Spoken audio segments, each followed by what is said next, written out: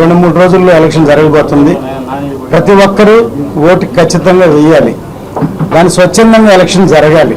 ముఖ్యంగా ఇప్పుడు నేను చెప్పబోయేది ఏంటంటే, కొన్ని ఫేక్ ఐడీలు క్రియేట్ చేసి కొన్ని ఓట్లు తయారు చేసి జరగబోతుందని వినికిడి. సో మీరు ఎంతో అప్రమత్తంగా కనుక ఓటు వేయకపోతే ఎలక్షన్ కమిషన్ తీసుకునే యాక్షన్కి జైలుకి వెళ్లాల్సి వస్తుంది, అరెస్ట్ అవుతారు. సో ఎవరైనా సరే వాటికి లోబడి అలాంటి పనులు చేయొద్దు. స్వచ్ఛందంగా ఓట్లు వేయండి దయచేసి. మంచి నాయకులను ఎన్నుకుంటే మంచి పాలన వస్తుంది, మీ అందరూ బాగుంటారు. ఇది వెంకటేశ్వర స్వామి సన్నిధి తిరుపతి.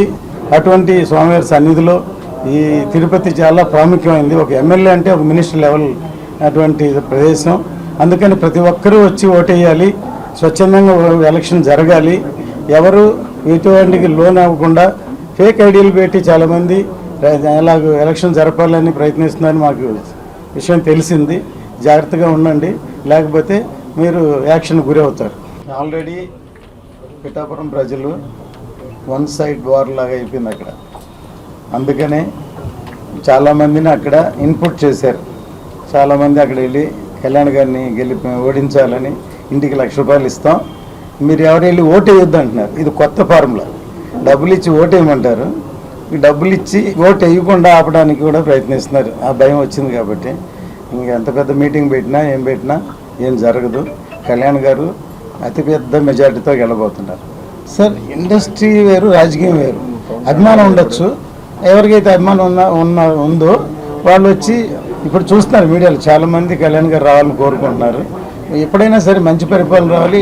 వస్తే ఇంతవరకు ఎవరి ప్రభుత్వం వచ్చినా సినిమా ఇండస్ట్రీకి సంబంధించి అందరినీ పిలిచి అందరికీ రాయితీలు ఇవ్వడం, మంచి చేయడం, అవార్డ్స్ ఇవ్వడం చేసేవాళ్ళు.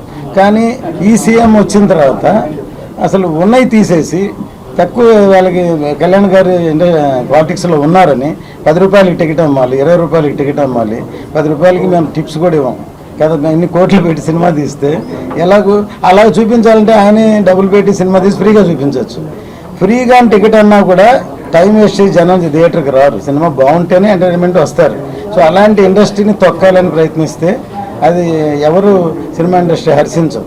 క్యాడర్ బలంగా ఉన్నది, అందరూ ఒకటిగా సమిష్టిగా ఫైట్ చేస్తున్నారు కాబట్టి ఇప్పుడు ఎవరి దగ్గర పంచుకొని వాళ్ళ ప్రకారం వర్క్ చేస్తున్నారు. క్రమంగా జనసేన క్యాడర్ బలపడుతుంది.